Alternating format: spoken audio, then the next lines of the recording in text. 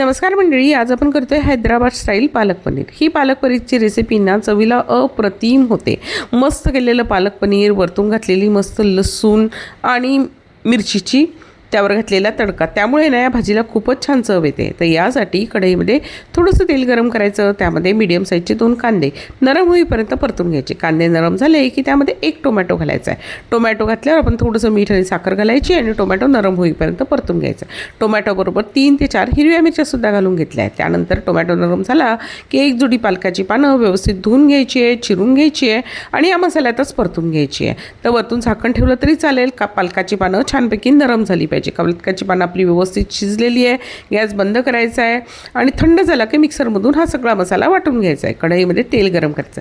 तेलाचं प्रमाण तुमच्या आवडीनुसार कमी किंवा जास्त करू शकतात आणि तेलाच्या ऐवजी तुम्ही बटर किंवा तुपाचाही वापर करू शकतात।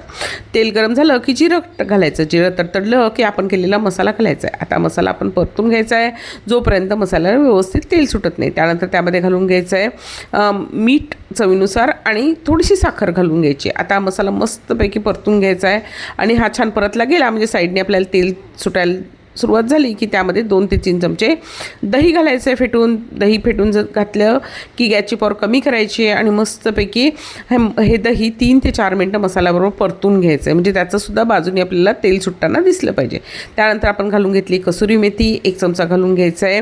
आपण घालून घेतला आहे किचन किंग मसाला। किचन किंग मसाला नसेल ना गरम मसाला घातला तरीसुद्धा चालेल।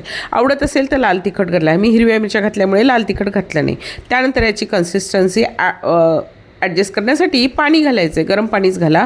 आणि त्यानंतर आपण घालून घ्यायचं आहे पनीर। पनीर घातल्यावर छानपैकी एकत्र करायचं आहे। पनीर घातल्यावर एक उकळी काढायची, मंद गॅसवर 1 ते 2 मिनटं शिजू द्यायचं। त्यानंतर एका कढल्यामध्ये तेल गरम करायचं आहे। त्यामध्ये 10 ते 12 लसूण पाकळ्या, 4 ते 5 हिरव्या मिरच्या बारीक चिरून घालायच्या। हे छान परतल्या गेल्या की 1 चमचा काश्मीरी लाल तिखट घालायचं आणि ही फोडणी आपल्या पालक पनीरवर घालून घ्यायचं आहे। या फोडणीमुळे ना भाजीची चव अप्रतिम येते आणि असं हे पालक पनीर नक्की करून बघा।